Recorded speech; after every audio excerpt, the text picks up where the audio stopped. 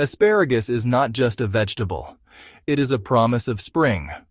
A perennial crop that, once planted, can reward you faithfully for 15 to 20 years. For beginners, asparagus may seem intimidating, slow to establish, patient in nature, but in truth, it is one of the most satisfying crops a home gardener can grow. Today, we'll walk step by step through everything you need to know to grow asparagus successfully at home, even if you've never grown vegetables before. Asparagus is a perennial vegetable, meaning it comes back year after year from the same roots. Unlike fast crops like lettuce or spinach, asparagus asks for patience, but rewards it generously. What we eat are the young shoots, called spears, which emerge from underground crowns each spring. If left unharvested, these spears grow into tall, feathery ferns that feed the roots below. This natural cycle is the secret to asparagus longevity. Asparagus thrives in full sun. Choose a spot that receives at least 6 to 8 hours of direct sunlight daily. Avoid shaded areas, low spots, or places where water collects after rain. Equally important is drainage. Asparagus roots hate sitting in water. If your soil stays wet, raised beds are an excellent solution. Once planted, asparagus does not like to be moved, so choose its permanent home carefully. Healthy asparagus begins underground. The ideal soil is loose and deep, rich in organic matter, and just a bit sandy or loamy. You'll want a pH between 6.5 and 7.5. Dig your bed at least 30 to 40 centimeters deep, making sure to remove stones and weeds along the way.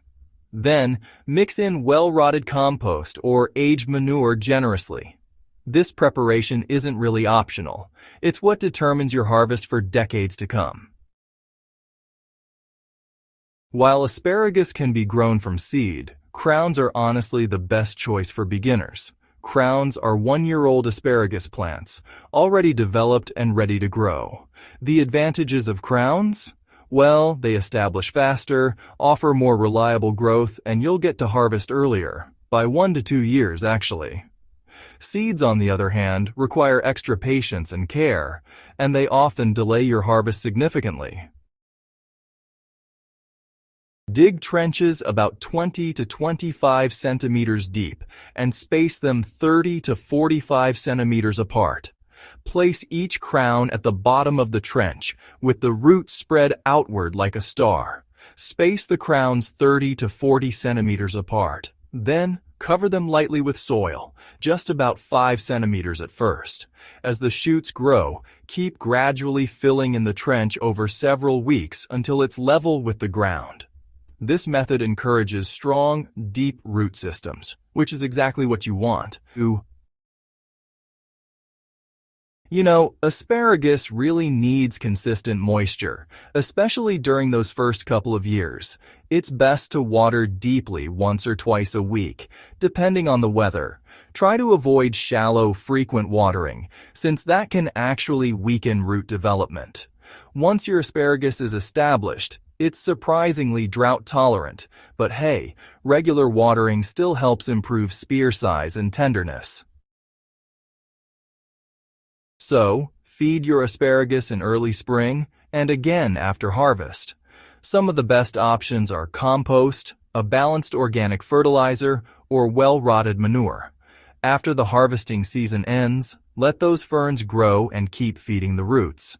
This is really how you build next year's crop. Honestly, patience is the gardener's greatest tool. In year 1, don't harvest at all. In year 2, you can do a light harvest for about 2 to 3 weeks. From year 3 onward, go for a full harvest for 6 to 8 weeks. Just remember, harvesting too early can weaken the plant permanently. When you do harvest, cut the spears at soil level when they're about 15 to 20 centimeters tall and nice and firm.